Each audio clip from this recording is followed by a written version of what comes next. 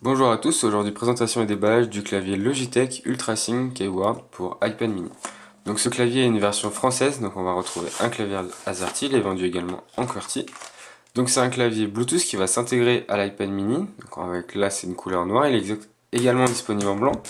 Et à l'intérieur de la boîte on retrouve la notice, et là-dedans on va tout simplement retrouver une chiffonnette et un câble micro USB pour le rechargement.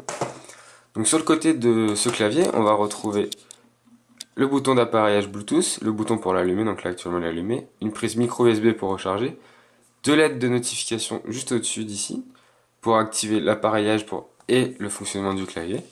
Et donc là on a un clavier AZERTY complet, donc avec des touches quand même assez petites, par exemple le M, il est de ce taille là parce que sur un QWERTY là on retrouve un point virgule alors que le M est ici.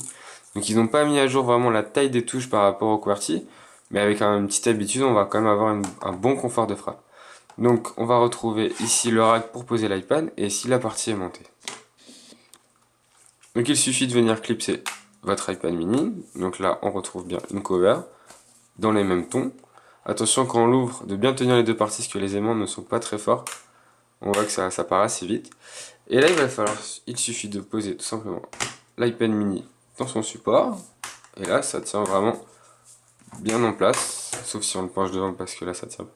Mais là sur la profondeur on peut appuyer, on peut se servir de l'écran tactile, jouer avec dessus, il n'y a aucun problème. Donc le confort de frappe, va falloir vous y faire. C'est plus petit que un clavier Apple qu'on peut utiliser en Bluetooth, mais ça c'est vraiment plus pour un Mac à la maison. Parce que là quand vous allez voir le transporter, c'est vraiment intégré. Donc là vous allez pouvoir saisir votre texte. Donc la touche effacée est un peu petite je trouve. Donc si on efface souvent qu'on se gourre, on perd un peu de temps. Sinon là on va retrouver le bouton Home, donc pas besoin d'utiliser l'écran tactile, on peut même le verrouiller, tout simplement. Alors il me semble même qu'on peut le déverrouiller en appuyant sur le bouton Home, voilà. On va retrouver la recherche Spotlight, donc ici on peut par exemple relancer Page, comme ceci. On peut lancer la musique, hop, monter le volume, descendre, changer de musique, la couper. Donc on a vraiment des accès rapides sur l'iPad mini, donc on peut vraiment un peu s'en servir totalement avec le clavier, donc c'est vraiment une bonne intégration de Logitech. Donc vous allez pouvoir le retrouver 79 € sur le site Logitech. Par moment il existe des promos sur internet, sur Amazon aussi discount, pour le trouver un petit peu moins cher.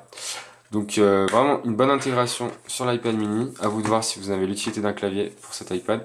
J'avais testé sur ma chaîne également le même clavier mais sur un iPad Retina, donc la taille au-dessus. Donc au moins celui-là s'adapte au mini. Voilà, à vous de voir ce que vous avez et votre utilité.